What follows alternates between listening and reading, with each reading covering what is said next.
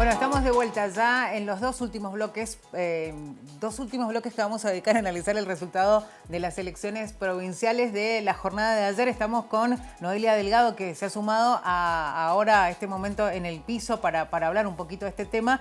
Y lo decíamos cuando arrancábamos el programa, tenemos a Luis Ábrego, que es licenciado en Comunicación Social, periodista. A los dos les doy la bienvenida. ¿Cómo están? Gracias, buenas tardes. Gracias, Claudia. Buenas tardes, Buenas Luis. tardes. Bueno, bien. Cansado, Para decirte, bien. cansado, que Luis fuera de cámara decía, estás un poco cansado, estamos un poco cansados. Fue un día intenso. Para Exacto. un periodista es así, ¿no? Sí. Para vos también, Claudia, que te tocó Sí, a mí me trabajar. tocó todo el día, vos también. Todo el Bueno, día. Noelia estuvo de autoridad de mesa, lo compartimos también. Luis, lo primero que queremos analizar es por ahí el resultado, ¿no? Este 39,5 de Alfredo Cornejo de B. Casado contra una segunda fuerza que surgió hace poco y que tenemos que decirlo, ha tenido un buen resultado, más allá de que haya sido segunda fuerza. Eso te quería preguntar, ¿cuál es tu análisis de este resultado? Sí, a mí me parece que cada elección hay que ponerla en el contexto político y social en el cual se produce, ¿no? Y claramente este contexto político y social era diferente a otras elecciones anteriores, ¿no? Esto que vos marcás, el surgimiento de una nueva fuerza, que no era una nueva fuerza cualquiera, sino que es un desprendimiento del oficialismo, con lo cual se lleva una parte de lo que eventualmente tenía el demarchismo, podríamos decirlo, dentro del Frente Cambia Mendoza. Por supuesto, después la Unión Mendocina suma otras adhesiones y otros que de alguna manera explican ese caudal electoral, ¿no?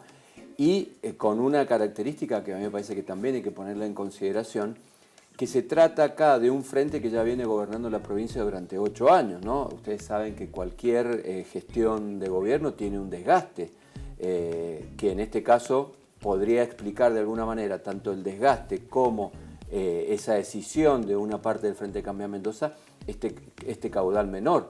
Sin embargo, me parece que también hay que resaltar que justamente frente a esas supuestas adversidades del oficialismo, tanto Alfredo Cornejo como Rodolfo Suárez supieron adecuarse a ese nuevo escenario y a ese nuevo contexto y aún así ganar por una diferencia de 10% de los votos de diferencia. Entonces me parece que también allí hay, frente a esa adversidad, la capacidad de adaptarse y de poder lograr un resultado que es un buen resultado para el oficialismo, no solo porque ganó, sino porque saca una diferencia considerable, pero que también genera un nuevo escenario dentro de lo que es la política mendocina, con esta irrupción con fuerza de la Unión Mendocina, la muy buena elección que hace el Partido Verde, llegando casi al 11%, y bueno, esta situación casi les diría de estancamiento del peronismo que no ha logrado en las últimas elecciones superar este 15%, que es muy preocupante para una fuerza mayoritaria como es el peronismo, ¿no? Bien, pero justamente vos lo decías que está en su tercer periodo de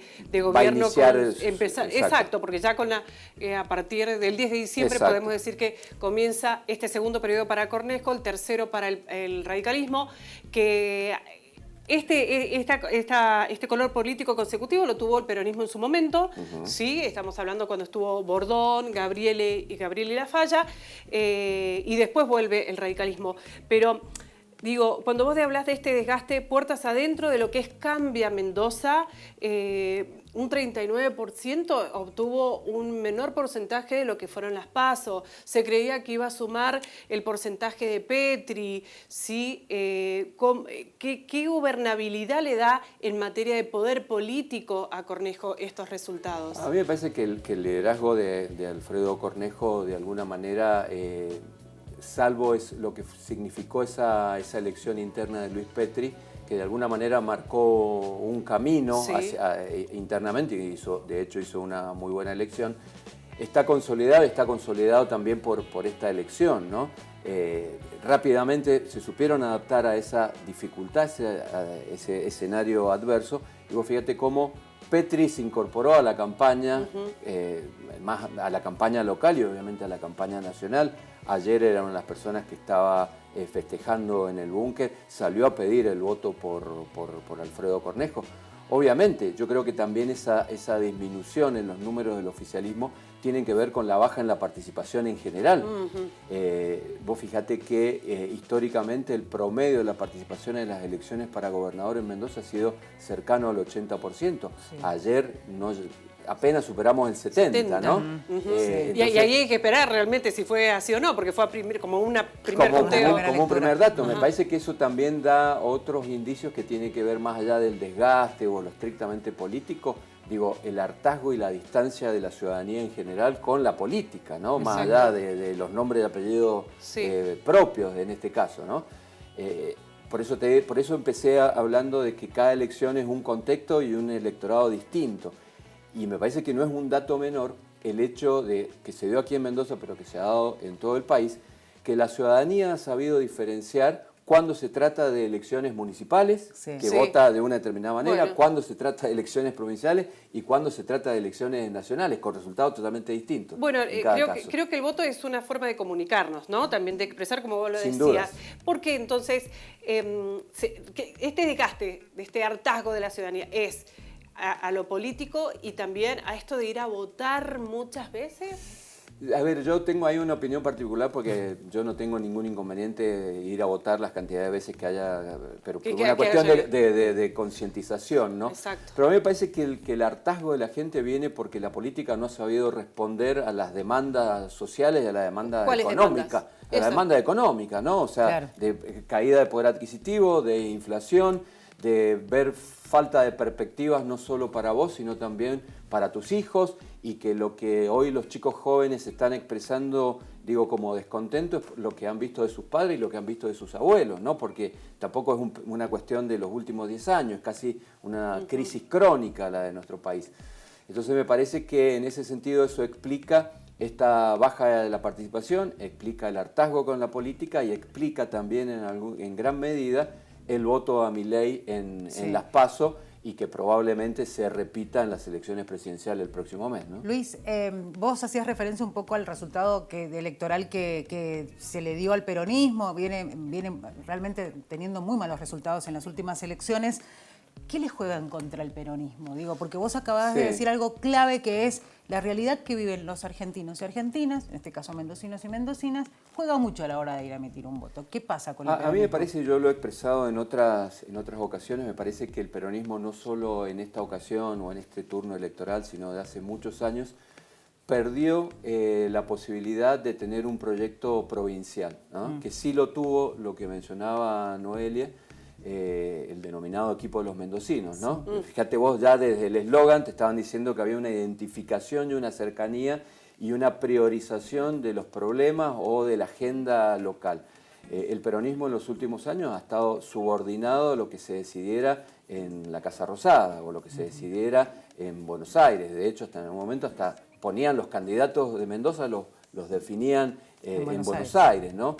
Y de alguna manera me parece que esta pérdida de caudal electoral del peronismo tiene que ver con esta incapacidad de poder representar lo que hoy los mendocinos están demandando. Vos fíjate, aparece una fuerza nueva que se genera en los últimos meses y que pone en su agenda la priorización de los problemas mendocinos y obtiene 30% de los votos, duplica al peronismo, ¿viste? Entonces, me parece que ahí también hay una cuestión de identificación de cuál es tu mensaje, cuáles son las necesidades de tu electorado y qué es lo que querés representar, en definitiva. Estamos con Luis Ábrego, que es licenciado en Comunicación Social, periodista, analizando el resultado electoral de la provincia de Mendoza. Luis, nos tenemos que ir a una pausa, pero enseguida regresamos con más análisis de este tema. Seguimos en Apuntes, aquí en el 30 de la TDA, en Señal U, bueno, con Luis Ábrego, licenciado en Comunicación Social y además periodista con nosotros analizando el tema elecciones. Bueno, Noelia, vos querías hacer una pregunta, digo, hemos seguido hablando del tema fuera de aire, ¿no? Fuera de aire, exacto. Bueno, tomando un poco la respuesta que decía y analizaba Luis Ábrego, es que estamos en una etapa donde el kirchnerismo local, el peronismo local, ha quedado como tercer fuerza. Evidentemente no es el elegido por la población mendocina. Sin embargo, hubo una estrategia electoral que fue el desdoblamiento de 6 departamentos. Estamos hablando de Lavalle, de La Paz, de Santa Rosa, Tunuyán y San Rafael. 7 con San Carlos. 7 con San Carlos. 7 con San Carlos, que San Carlos había roto ya con el frente, que era Cambia Mendoza, y ahora lo tiene la Unión Mendocina. Y ahora se le suma Malargüe, ¿sí? con esto, a nivel provincial elegimos de una forma, elegimos un color político, la continuidad de una apuesta, de un proyecto político para la provincia de Mendoza, pero en lo regional, en el departamento, en el pago, por así decirlo, volvemos a los viejos amores, te puedo decir, en Malargüe. ¿Qué es lo que está pasando ya? ¿Ese no es el kirchnerismo del que estamos hablando? Yo creo que hay dos elementos. Primero, al momento de elegir intendente, lo que se privilegia es claramente la gestión local, ¿no? Mucho más en departamentos que están muy alejados del Gran Mendoza y donde la realidad que impera es la realidad de todos los días, la de tu departamento. Y segundo, que estos municipios que desdoblaron, los municipios peronistas, salvo Flor de Estéfanis o Fernando Ubieta de La Paz, el resto son intendentes que están más identificados con el cierto peronismo clásico que estrictamente con el kirchnerismo. O sea, si bien abrevan y demás, forman parte de un esquema, casi te diría un poco refractario a la conducción del peronismo de Flor de Estéfani o de Anabel Fernández Sagasti, si se quiere, ¿no? En realidad ellos leyeron correctamente que aquí había una ola antikirchnerista o una ola antiperonista, que eso podía poner en riesgo sus territorios y por eso terminan desdoblando. Y esa fue, como vos decís, una estrategia acertada, respaldada con evidentemente buenas gestiones en lo local, que hicieron que los ciudadanos de esos departamentos los eligieran. Y por esa misma vía me parece que se explica el retorno de Celso Jaque, donde, más allá del conocimiento y de lo que implica un exgobernador de un departamento como Malargüe, evidentemente tiene que haber habido deficiencias en la gestión actual de Malargüe que hicieron que los malargüinos, bueno, decidieran cambiar de color político. ¿Crees que se puede presentar con este escenario político, este diálogo que muchas veces la ciudadanía dice, bueno, necesito una gestión que me mejore, sobre todo económicamente, pero que también genere diálogo o este diálogo entre las diferentes fuerzas políticas? ¿Cómo ves esto? Me parece que el escenario que ha quedado en la política mendocina es un escenario variado, heterogéneo, tanto en lo legislativo como en el reparto de las comunas, donde va a haber intendentes que se referencian en 3 espacios políticos, ¿no? Lo cual obliga a la búsqueda de consenso, obliga a encontrar acuerdos, no solo del plano legislativo, sino también al momento de priorizar proyectos políticos o proyectos de gestión, ¿no? Cornejo ha hecho mucho hincapié que a partir del año que viene van a quedar de alguna manera liberados los 1.023 millones de Portezuelo del Viento, ¿no? Bueno, me parece que acá es una grandísima oportunidad para decir cómo se van a usar esos proyectos, ¿no? ¿A dónde se va a invertir? ¿Tienen que ser para obras hídricas? Bueno, ¿cómo se va a repartir no solo en el subprovincial, sino en el resto de la provincia esas obras? Y una vez que efectivamente se puedan usar esos fondos, va a haber que sentarse con intendentes propios, o sea, Cornejo va a tener que sentarse con intendentes propios, pero también con intendentes opositores del peronismo y con intendentes opositores de la Unión Mendocina a decidir a dónde van esos fondos, que es mucha plata. Son más de 1.000 millones de dólares, ¿no? Tal cual.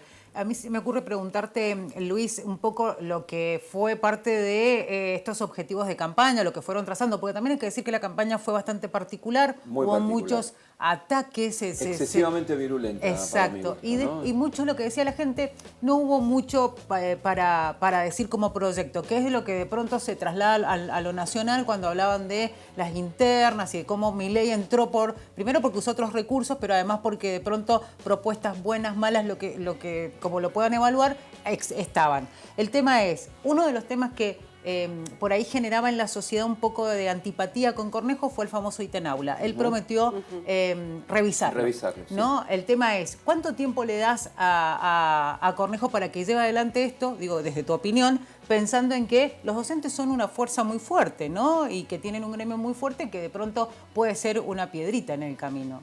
A mí me parece que, bueno, no lo digo yo, Cornejo es un político muy hábil. Me parece que Cornejo registró en las PASO por el resultado propio dentro de la interna de Cambia Mendoza y por el resultado que obtuvo la Unión Mendocina, que había límites o que había, digamos, algunos obstáculos a una construcción tal vez más hegemónica, como la que a lo mejor en algún momento imaginó, y que este periodo, de hecho, en declaraciones esta mañana, ha dado cuenta de que va a renovar, de que va a cambiar, de que su impronta va a ser diferente, porque el contexto, volvemos al comienzo de la charla, es totalmente distinto. Digo, si Cornejo pudo avanzar en un proyecto que a poco de andar se vio como hegemónico o como muy personalista, fue porque también las condiciones objetivas de lo que tenía enfrente se lo permitía, ¿no? Un peronismo en estas condiciones y un oficialismo, cuando estaba el de marchismo y demás, muy potente, que de alguna manera le permitió avanzar de la manera que le permitió. Hoy eso es imposible, desde todo punto de vista, desde el humor social, pero también de los condicionantes, tanto legislativos como de cómo quedó el reparto del poder en los municipios. A mí me parece que Cornejo rápidamente, a poco de asumir, va a encarar estas demandas que aparecieron en este proceso electoral, una de ellas el ítem aula, lo dijo también en declaraciones antes del cierre de campaña, de revisar y de avanzar en un proceso de estímulos, de contemplar supuestas injusticias que pueden quedar incluidas dentro del ítem, y me parece que va a ser una respuesta relativamente rápida, ¿no? Digo, creo que esa es una de las cuestiones que incluso en la propia campaña electoral el propio Cornejo terminó admitiendo al ver que desde el propio frente había una demanda y que obviamente de la oposición también había una demanda en ese sentido. Bien, con respecto a esta elección que ya termina, pero de aquí al 22 de octubre tenemos otro caminito. Otro camino en donde creo que va a ser muy importante la participación de Cornejo respecto para quién van a ir estos votos a nivel nacional, que es importante porque esto también le va a dejar la gobernabilidad a Cornejo con el futuro gobierno nacional. Esto que Marchi y el peronismo y el Partido Verde, que ya hay que contemplarlo como una fuerza muy importante, pueden ir volcándose o van a volcarse a nivel nacional. ¿Qué es lo que van a tener que hacer la provincia en materia política y comunicacional para definir posturas, sobre todo en relación a la fuerza política que acompaña a Cornejo, que es Patricia Bullrich? Bueno, anoche mismo Alfredo Cornejo salió a pedir el voto para Patricia Bullrich y salió a decir que la va a acompañar en el lugar del país que lo necesite para militar su candidatura, ¿no? Obviamente no es un escenario fácil, porque recordemos que aquí en la provincia de Mendoza, en las PASO, Milei sacó el 45% de los votos. Es decir, que vos fíjate, hay otra vertiente de análisis. Gran parte de la gente que votó a Milei lo votó a Cornejo. Esto incluso lo decían las encuestas. Me parece que allí también hay que ver, pedir otras definiciones también, o imaginar o estudiar otras definiciones. Por ejemplo, ¿a dónde van a ir los votos de la Unión Mendocina, que no tiene referencia nacional? ¿O dónde van a ir los votos del Partido Verde, que no tienen referencia nacional? Que sí la tienen los votos del peronismo, se supone que irían a Massa, ¿no? Pero me parece que esto es lo que vamos a ver en este poquito menos de un mes que queda hasta las elecciones nacionales, donde estos reacomodamientos o estos nuevos escenarios que han quedado de las elecciones provinciales, bueno, ahora van a pujar por dar la gran pelea que es la elección nacional. A ver, tampoco habría que descartar que probablemente Cornejo sea gobernador con un presidente al cual no sea su preferencia. Claro. Sí, que sea Milei o que sea Massa, porque es una de las posibilidades también. Terminó todo tan apretado en los tres primeros lugares, que bueno, que cualquier escenario es posible. Esa es la pelea de ahora en más, ¿no? Tal cual. Esa es la pelea de ahora en más. Luis, muchísimas gracias por venir a estar con nosotros y hacer este análisis. Sí. Seguramente te vamos a volver a invitar. Nos quedaron muchas preguntas. Un montón de preguntas que se las vamos a hacer después de que termine el programa. ¿Tuviste que tardar mucho para votar? ¿Entrada por salida? Tardé más en estacionar que en votar. Muy bien, muy bien. Nos pasó a todos. Vale muy bien y hay que destacar lo valioso que es la boleta única. Fantástico. Sin duda, sin duda. Bueno, nosotros nos damos por terminado el programa de hoy. Muchísimas gracias nuevamente a Luis Ábrego, que ha estado con nosotros aquí compartiendo este análisis de las elecciones. La invitación para Chat Político, porque vamos a seguir con el análisis también postelectoral con politólogos, con consultores esta noche a partir de las 10 en Chat Político aquí en el 30 de la TDA. Nos vamos. Será hasta el miércoles, ¿sí? Hasta el miércoles. A partir de las 6 de la tarde, obviamente, véannos por el canal 30 de la TDA y si no por www.universidad.com.ar, link de Señal U, y todo este material también se va a subir a YouTube. Por supuesto. Será hasta la próxima. Muchas gracias.